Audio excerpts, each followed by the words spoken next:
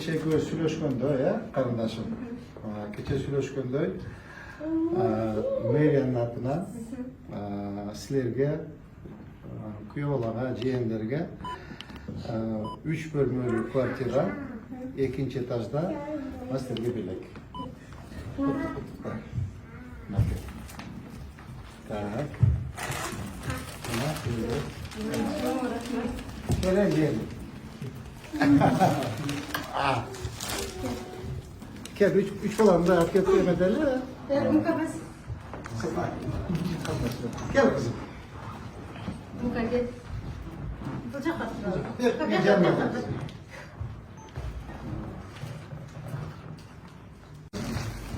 Kuluk olsun. Yemek kuluk olsun. Şaşlar ne oldu kısına koydun? Ben özüm kıskattım da. Gidelim. Şunu bilgen çözkem şularını şimdi aylandı kırtık koyuyorum.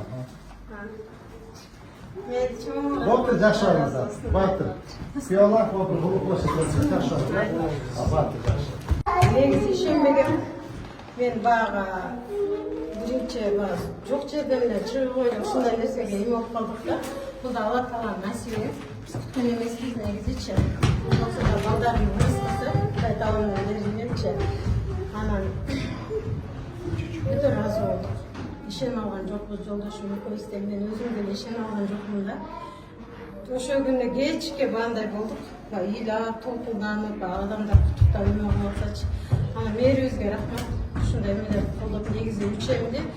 Üçem tarafından adam bana tekrar günler kıyımçılık. Güntün uykulardan kalgan gündörümdü, kullangan gündörümdü. Bir günde çok gitti desin.